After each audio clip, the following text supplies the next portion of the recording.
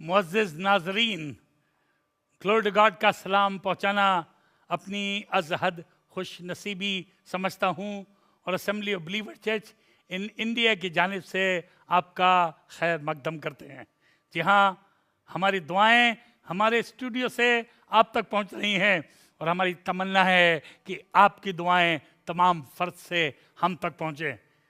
बग़ैर आपकी दुआओं के हम कुछ नहीं कर सकते, इसलिए नाजरीन बराबर दुआएं करते रहिए और हमें बताते रहिए कि कैसे खुदा का कलाम आपको बरकत पजीर कर रहा है। जी हाँ, ये खिदमत सिर्फ हमारी नहीं, हम सबों की है, ताकि इस फ़र्द पर खुदावंद यीशु मसीह के नाम से हम तमाम आम और ख़ास को बरकत पजीर कर सके।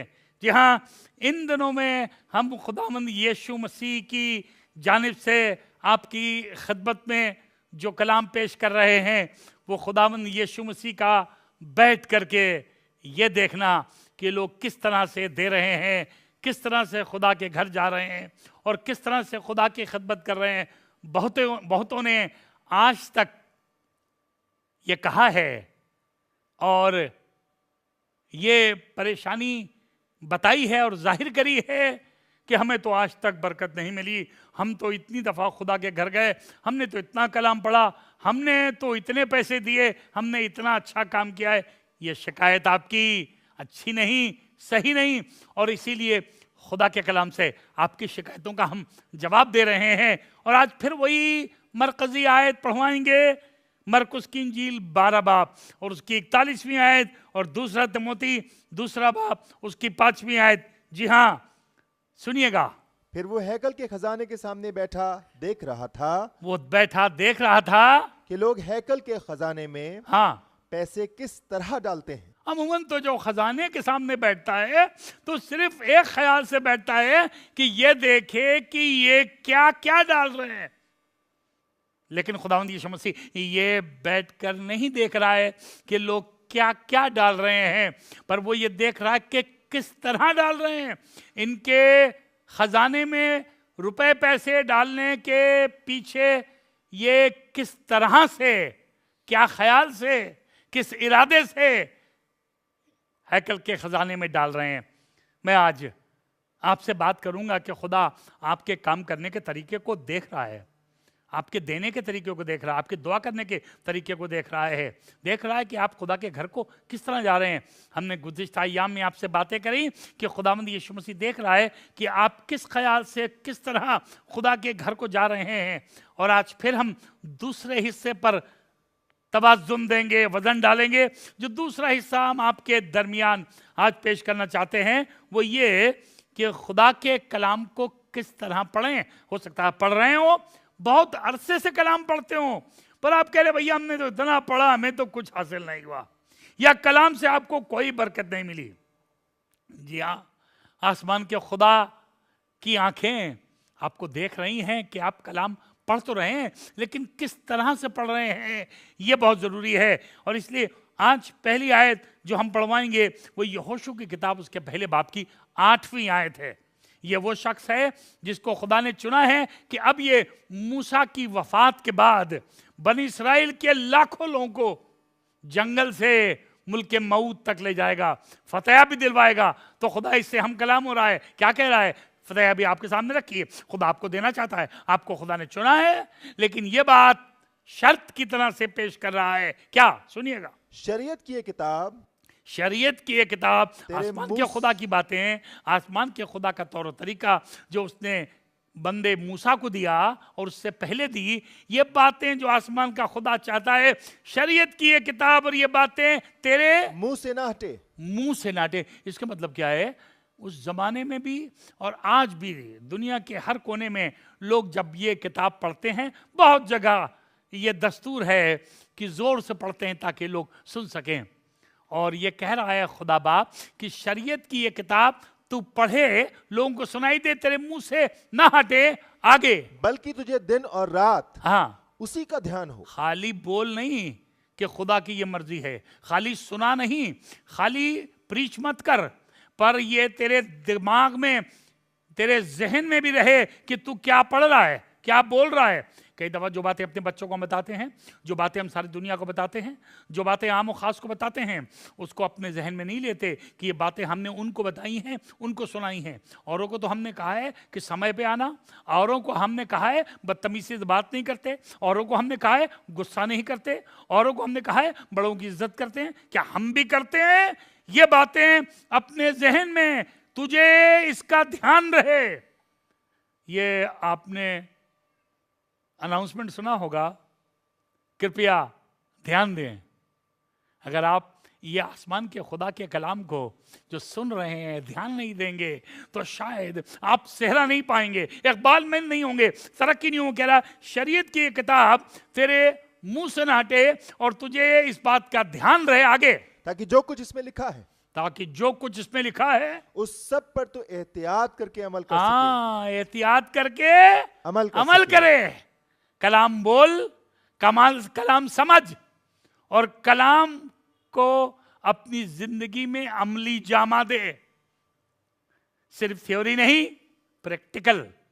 खुदा के लोगों, बहुत दफा खुदा के कलाम में जो हमने पढ़ा, बहुत पढ़ा, 13 दफा पूरी बाइबल खत्म कर दी, शायद 10-12 ट्रांसलेशन में पढ़ा, 10-12 लैंग्वेजेस में पढ़ा, शायद सुबह दोपहर शाम पढ़ते हैं, शायद हमारी गाड़ियों में भी कलाम लगा हुआ है, शायद हम कलाम बहुत सुनते हैं, लेकिन हमें फायदा नहीं हुआ। क्योंकि शरीयत की ये किताब तेरे मुंह पे रहे, तेरे दिमाग में रहे, तेरे हाथों में, तेरे पैरों में, तेरी जिंदगी में ये किताब अव्वल दर्जा पाए। आसमान के खुदा के कलाम को इज्जत देने का तरीका ये है। मैं चाहूंगा एक और आयत पढ़िए जो आपको वाइस की किताब उसके 5वें बाब की पहली आयत के अंदर मिलेगी। वाइस की किताब 5वें बाब की पहली आयत के अंदर। जी हाँ, जब तू खुदा के घर को जाता है, जब तू खुदा के घर को जाता है तो संजीदगी से कदम रख। ये पिछली दफा हमने देखा था कि संजीदगी से कदम रख, लेकिन सुनिए आगे क्यों संजीदगी से कदम रख। क्योंकि शनवा होने के लिए जाना, क्योंकि शनवा होने के लिए जाना अहमकों के से ज़बीहे गुजराने से बेहतर है। अहमकों बेवकूफों की तरह ना जाना कि सिर्फ कुर्बानी गुजराने जाते हैं, बल्कि शनवा होने के लिए जाना। हिंदी में शनवा होने के लिए जाना लिखा है सुनने के लिए समीप जाना, पर उर्दू में शनवा के मतलब खाली सुनना नहीं है। शनवा होने का मतलब सुन करके कायल होने के लिए। शनवा होने के लिए जाना, कायल होने के लिए जाना। आप तय करके जाइए कि खुदा बाप आज मैं तेरे घर में जा रहा हूं, तेरी बातों को सुनने जा रहा हूं, तेरे कलाम को सुनने जा रहा हूं। मैं आज तेरी बातों को सुन करके, आसमान के खुदा के कलाम को सुन करके कायल होऊंगा अपनी जिंदगी में। हम पहले से सोच जाते हैं ठीक है यार, उनको जो कहना वो कहेंगे, हमें कौन वो करना है, हमसे क्या मतलब, कहा करें। और कई दफ़ा जब हमसे बात करी जाती है तो हम आधे सोते रहते हैं, या हम जब हमसे बातें करी रहती है तो हम उसको नज़रअंदाज कर देते हैं, सुनते और शनवा होने के लिए करीब नहीं जाते। आसमान का खुदा चाहता है कि जब हम खुदा के कलाम को सुने या खुदा के कलाम को पढ़ें तो हम उस पर तवज्जो दें, समझें और शर्मा होने के लिए करीब जाएं। कहे खुदा बाप मुझसे बातें कर, मैं करीब आ रहा हूं। जब कलाम सुनाया जाए तो कलाम से दूरी अख्तियार ना करें, बल्कि कलाम से करीबी अख्तियार करें। कलाम के करीब आएं, कलाम को अपने पहलू से बगलगीर करें, कलाम को अपने अंदर जाने दें। देखिए यहाँ पर एक हवाला लिखा है जो कि लूका की इंजील और उसके 8 बाब की 15वीं आयत में, लूका की इंजील 8 बाब की 15वीं आयत में ये वो तमसील है जो खुदावंद यीशु मसीह बीज बोने वाले के बारे में बता रहे हैं कि उसने जगह जगह बीज फेंके, बीज झाड़ियों पड़े बर्बाद हो गए, पथरीली जमीन पड़े बर्बाद हो गए, राह के किनारे गिरे कोई असर नहीं हुआ, बर्बाद हो गए। लेकिन कुछ बीज के बारे में बता रहा है कि वो अच्छी जमीन में गिरे। और अच्छी जमीन क्यों बता रहा है सुनिएगा, मगर अच्छी जमीन के वो हैं, अच्छी जमीन के वो हैं जो कलाम को सुनकर जी उम्दा और पहली बात उम्दा, उनका दिल उम्दा दिल है, बहुत अच्छा दिल, उम्दा और नेक है उनका दिल। क्या आपने इससे पहले कि खुदा के कलाम की बातें आप सुने अपने दिल को नेकी से भर लिया है? ख्याल आपका नेकी का है, आपका दिल उम्दा है? क्या दिल में गंदी बातें तो नहीं है, दिल में कड़वाहट तो नहीं है, दिल में किसी के लिए बुक्स तो नहीं है, हसद तो नहीं है, गंदी बातें तो नहीं है? ऐसा दिल लेकर के खुदा के कलाम को सुनेंगे ये काम नहीं करेगा। जब तू खुदा के कलाम को सुन तो उम्दा और नेक दिल से सुन। तीसरी बात सुनिएगा, दिल में संभाले रहते हैं। और तरह के बीज के बारे में लिखा है, चिड़िया चुग ले गई, झाड़ियों ने दबा लिया, बर्बाद हो गया, ढेले ईंटे से दब गया। पर इस तरह के बीज के लिए लिखा है ये आदमी संभाले रहा। खुदा के लोगों, जब आसमान के खुदा की बातें तुम तक पहुंचती हैं, जब पापा तुमसे बात करते हैं, जब अंकल तुमसे बात करते हैं, जब पाई साहब तुमसे बात करते हैं, जब खुदा का कलाम तुमसे बात करता है, जब तुम टेलीविजन पे खुदा की बात सुनते हो, जब पादरी साहब चर्च में तुमसे खुदा की बातें करते हैं, जब खुदा आसमान से फरिश्तों के वसीले से बात करता है, उस वक्त तुम्हारा और हमारा काम यह है कि हम उसे संभाले रहे। जब खुदा आपसे बातें करता है तो ठीक चिड़िया उसी वक्त चुग लेना मांगती है, शैतान छीन लेना मांगता है, हमें संभाले रहना है। जब खुदा की बातें हमको बताई जाती हैं, नेकी की बातें हमको बताई जाती हैं, प्यार करने की बातें हमको बताई जाती हैं, माफ करने की बातें हमको बताई जाती हैं, माफी मांग लेने की बातें हमको बताई जाती हैं, ठीक उसी वक्त पे छीनने वाले, चुगने वाले, बर्बाद करने वाले भी हैं। अरे छोड़े यार, तू क्यों माफी मांगेगा, तेरी क्या गलती है, रहने दे, तू ठीक है अपनी जगह। वो तुझसे जलता है, वो तुझसे चिढ़ता है। ये बातें आप साथ ही साथ सुनते हैं, पर कलाम को कैसे सुनो? यीशु मसीह आज बैठ करके देख रहा है कि तुम कलाम को सुनते रहे हो। क्या तुमने उसको उम्दा और नेक दिल में संभाले रखा है? और चौथी बात सुनिएगा, और सब्र से। और सब्र से। कलाम सुनते वक्त जब खुदा कलाम बता रहा है, जो कुछ बोगे तुम वही काटोगे, 100 गुना बरकत देगा तुमको, तुम फिक्र मत करो। आसमान के खुदा के पास बड़ा अजर है, उन्होंने तुम्हें गाली बकी, तुम्हारा नुकसान कर दिया, पर खुदा के पास बड़ा अजर है। और हम लोग आज नेक काम करते हैं, कल सुबह तक अजर नहीं मिला, गुस्सा हो जाते हैं और फिर हम उल्टे सीधी बातें करने लगते हैं, उल्टा सीधा काम करने लगते हैं। पर सब्र से, इंतजार से, अभी और रुक जाओ, 2 महीना और, 4 साल और, 8 साल और, सब्र से। ये सब्र आसमान का खुदा आपके लिए नहीं करेगा, आप खुद अपने लिए करेंगे। अपने बच्चों को सब्र करना सिखाइए, अपनी बीवी को सब्र करना सिखाइए, अपने दोस्त को सब्र करना सिखाइए, और सबसे बढ़कर आईने के सामने खड़े होकर अपने आप को सब्र करना सिखाइए। जब खुदा की बातें सुने, जब खुदा का कलाम सुने, जब कलाम आपसे बात करे, तो अपने उम्दा और नेक दिल में संभाले रखिए। और सब्र से 5वीं बात क्या है? सब्र से फल लाते हैं। फल लाता है,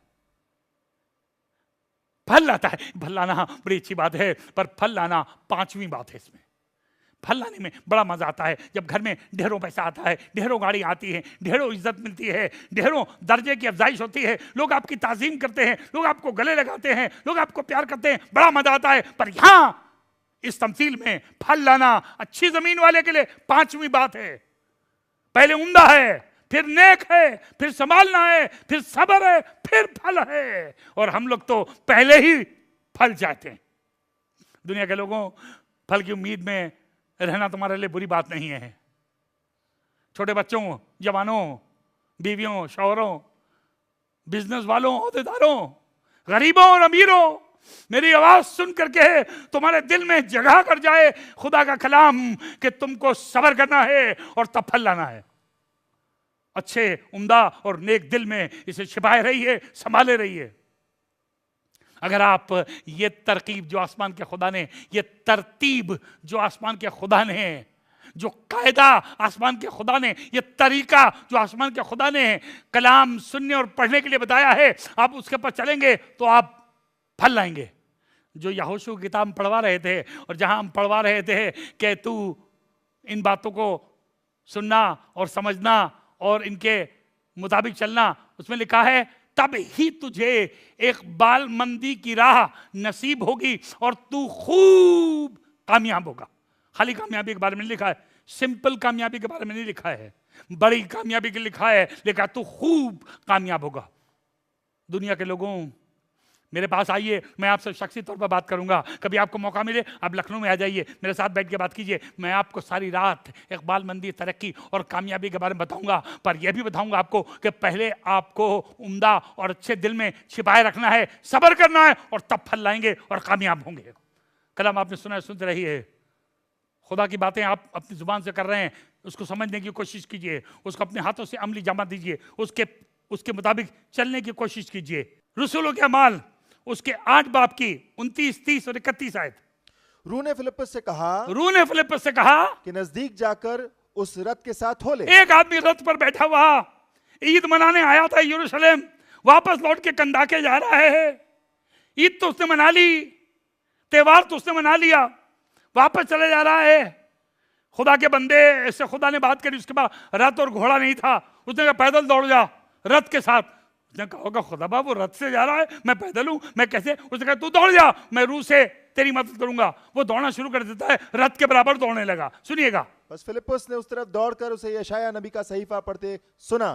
तब दौड़ते दौड़ते रथ के करीब आ गया और सुना कि वो यशाया नबी का सहीफा पढ़ रहा है। तो क्या पूछा और कहा कि जो तू पढ़ता है क्या तू उसे समझता भी है? कमाल की बात है, कोई आदमी पढ़ रहा है और आप उससे पूछिए कि जो तू पढ़ता है समझता भी है, तो क्या कह रहा है? वो बोला ये मुझसे क्यों कर हो सकता है? ये कैसे हो सकता है? मैं कैसे समझूंगा? हाँ, जब तक कोई मुझे हिदायत ना करे, जब तक कोई मुझे समझाए ना, मैं कैसे समझूंगा? अरे तू क्यों पढ़ रहा भाई? जब तुझे समझ में नहीं आ रहा है? पढ़ रहा हूँ भाई, किताब है मेरे पास, पढ़ रहा हूँ। आज ऐसे ढेरों लोग बाइबल पढ़ रहे हैं, बाइबल पढ़ रहा है, समझ रहा है, समझने क्या, हम समझ नहीं पा रहे। कितनी दफा बाइबल पढ़ी? 3 दफा पढ़ी है, 13 दफा पढ़ी है, 33 दफा पढ़ी है, समझ एक दफा भी नहीं पाए। अगर समझ गए होते तो घर में ये टंटे ना होते, अगर समझ गए होते तो बीवी से टंडा ना होता, अगर समझ गए होते तो दोस्त से टंटा ना होता, अगर समझ गए होते तो आप इतने बिटर, इतने खराब नहीं होते, अगर आप समझ गए होते तो ये परेशानी आपकी जिंदगी में नहीं आती। कई चीजें हम पढ़ते तो हैं, सिर्फ बोलते और पढ़ते हैं। ये जोर से बोल रहा था तभी तो उसने सुना, लिखा उसने सुना कि पढ़ रहा है। इसके मतलब रथ पे कोई आदमी पढ़ रहा है, पैदल कोई आदमी दौड़ रहा है और सुन रहा है, जोर से पढ़ रहा था।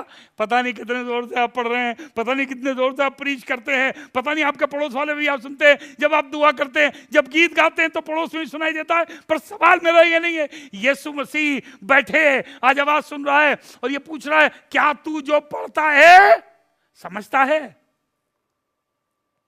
जब तुम खुदा के कलाम को पढ़ो और चाहते हो कि खुदा का कलाम तुम्हें इकबालमंद और कामयाब करे, तुम चाहते हो कि तुमको सेहरा मिले, तुम जीत जाओ, फतेयाब हो, तो खुदा के कलाम को महज पढ़ो नहीं पर अपने दिमाग से समझो। क्योंकि अगरचे तुम खुदा की मर्जी के मुताबिक कलाम को पढ़ के समझोगे नहीं होगी तो सेहरा नहीं पाओगे, तो इकबालमंदी नहीं हासिल करोगे, तो कामयाबी। मैं बात कर रहा हूँ, कलाम पढ़ोगे, कलाम को समझोगे, कलाम के मुताबिक चलोगे, अपने हाथों को खुदा कलाम के अंदर सुपुर्द कर दोगे, अपने पैरों को, अपनी चाल को खुदा के हाथ में सुपुर्द कर दोगे, अपने दिल को खुदा के कलाम के मुताबिक पाक करोगे, तुम फलवंत होगे, बरकत पजीर होगे, सेहरा पाओगे, खानदान बदल जाएगा, जिंदगी बदल जाएगी। आसपास और दूर दराज के लोग आपकी जिंदगी में देख सकेंगे कि तुम कामयाब हो, खुदा के लोग हो।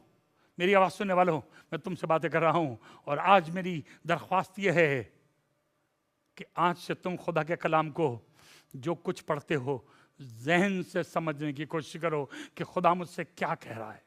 सिर्फ खुदा कलाम इसलिए नहीं पढ़ो कि कहीं प्रीच करना है, किसी को बताना है, किसी कंपटीशन में जाना है, कहीं लेक्चर देना है, संडे स्कूल लेना है, यूथ मीटिंग लेनी है, कन्वेंशन में बोलना है, इसलिए नहीं पढ़ो, पर इसलिए पढ़ो कि जहन से समझो कि खुदा मुझसे क्या बात कर रहा है और उसके मुताबिक जिंदगी बसर करो, तो खुदा बाप तुमको सेहरा देगा, इकबालमंदी देगा और कामयाबी देगा। हम आपके लिए दुआ करना मांगते हैं ताकि आप आज देख सकें कि खुदावंद यीशु मसीह बैठ करके क्या ख्वाहिश कर रहा है कि कलाम को आप कैसे पढ़ें, कैसे सुने, ताकि आप सेहरा पाएँ, फतेहाबी पाएँ। आप भी, आपके बच्चे भी, आपका ख़ानदान भी, आपका बिजनेस भी, आपके उठने बैठने चलने फिरने में, अंदर जाने और बाहर निकलने में, आपकी रोज़गारी करने में, आपकी नौकरी में, आसमान का खुदा आसमान को ज़मीन पर ले आए, आम और ख़ास देख कर कह सकें कि गैब का खुदा इसके साथ है। हम दुआ मांगे, प्यारे खुदावंद तेरे कलाम की इज्जत करना चाहते हैं, उसको ऐसे पढ़ना चाहते हैं जैसा तू चाहता है, अपने जहन में बिठालना मांगते हैं और चाहते हैं खुदावंद तू हमारी मदद करे। और आज दुनिया के आम और ख़ासों के लिए दुआ करते हैं कि जब ये आवाज़ सुनते हैं तो खुदावंद आज ये तहिया करें, मुआहिदा करें कि हम जो कलाम को पढ़ेंगे, समझेंगे, उसके मुताबिक चलेंगे। मदद कर प्यारे खुदावंद, खुदावंद यीशु मसीह के नाम से मांगते हैं, आमीन।